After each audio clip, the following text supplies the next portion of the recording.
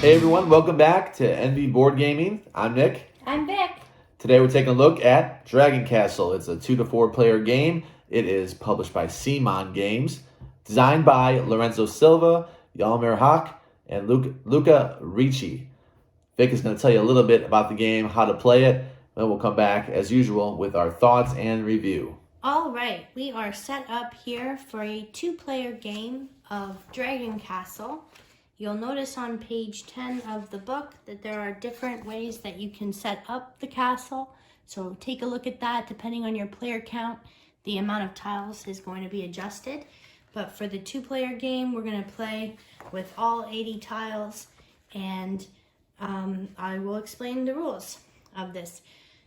Very simple, relaxing game. There is a handy reference sheet that tells you all the actions that you can do, as well as how you score tiles that you've placed in your realm and what the shrines do.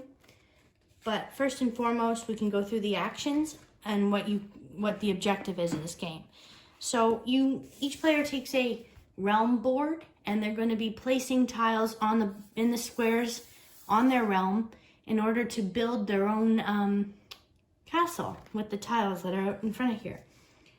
And they're going to have 4 available actions that they can take, 3 of which they can take throughout the game, with the exception of the one at the bottom where it is only available when the bottom floor of the dragon castle is revealed. So you can't do this one yet until the end, but we'll just go through quickly what the available actions are.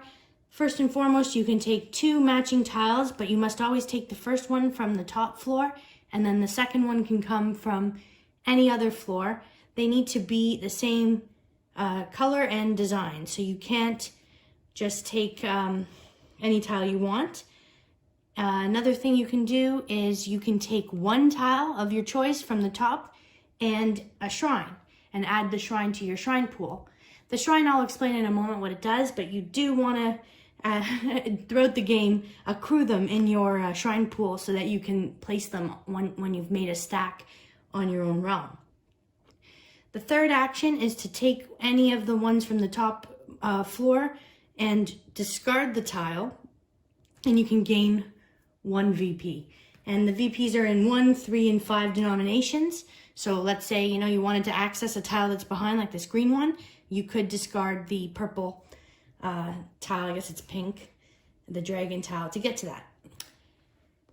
When you start the game, you're going to pick out 2 things. You're going to pick a realm power, a spirit power, and a spirit power here. There's many different ones. You can take a look at the different options. And a dragon, what you're going to be aiming to, what will please the dragon the most.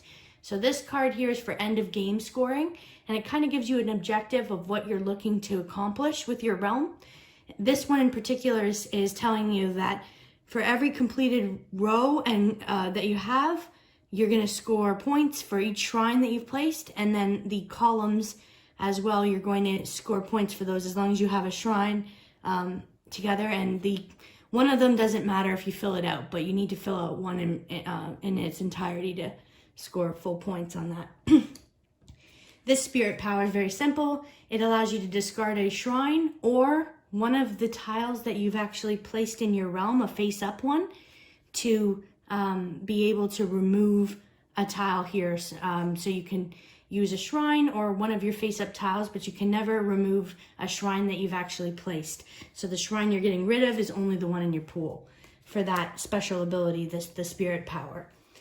So just an example of this game, I would go ahead and grab this dragon here and this other dragon, because it's on the top in the first floor and the next floor, and you can place them anywhere you want. Now, one thing is, when you're looking at the colors, there is some strategy, because if you do go for the dragons, the purple ones, you are able to place 2 shrines when you've completed at least 4, and as soon as you've completed 4, they need to turn over, and you will have to flip the tiles face down, and you have the option of putting the shrine on. And the shrine, you can see, gives you points depending on how tall the stack of tiles is. If it's greater than 3, you're going to get 3 or greater, you're going to get 3.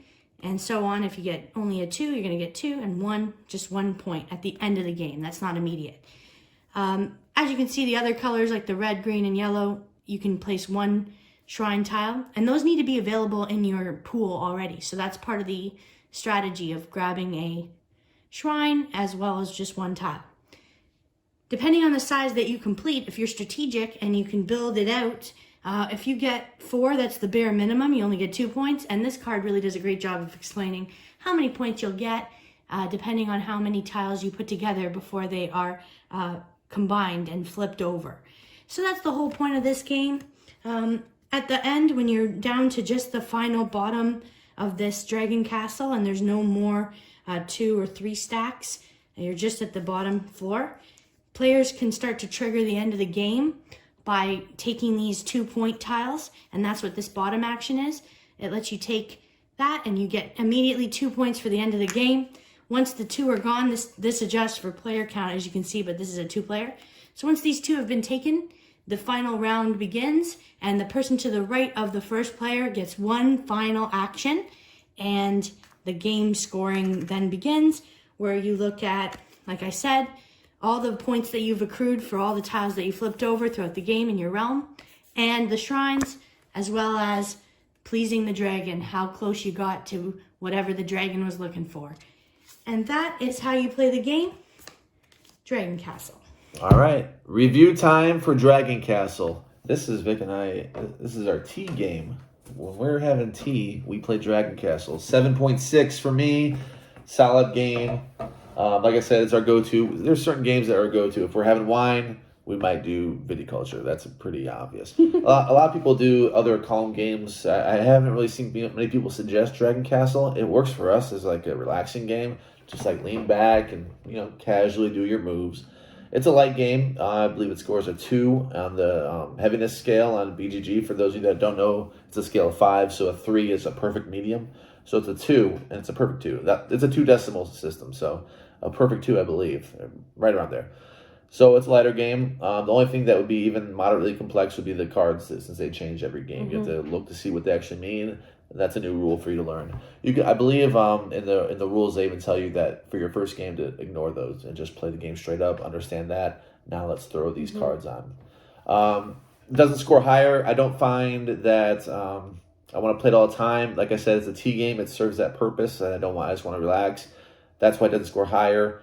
The cards themselves are not terribly awesome to me. I might not use them. I'll use the end game scoring if applicable. The special power I rarely ever use. I think, I don't know, last time I had to use it once maybe, and the time before that I use it none. So, we played it a bunch of times, so we played it 2 times yesterday as well. So it's a game that serves that purpose. It's going to stay in my collection because it's our relaxing game. Kind of like what we said for Quadropolis. It might be that, but this is even more relaxing. So it's a 7.6. It's a solid game. I recommend trying it if you want a nice cool down game. Just relax, let your mind at ease, play some nice chunky tiles on your board. It's good. What do you think, Vic? I put my score in the same range. I gave it a 7.9. Reasons that Nick mentioned exactly, won't rehash those. The component quality is very nice. I like picking up the tiles. They're kind of soft. They're nice and they're pretty. They have nice colors on them. And overall, I think the game is pretty simple to learn. One thing I wish is maybe there was more objectives. Like, the end of game scoring is not very strong. And the cards that we played last time, it wasn't that dominant to really have that scoring accomplished. So maybe if there was some direction, like you need to build your realm to look this way, or that would be more enticing as a card. But Nick is right about the spirit powers. They're not really that strong either. But overall, it's a nice game to put realm, build the pieces up and build your realm up. It's always fun to stack them and see, do I want to do a 3+ or higher stack, and plan that out. So there is a little bit of planning that you have to do when you're taking tiles and looking at how many colors are left and what you can do, and also when you're going to grab a shrine.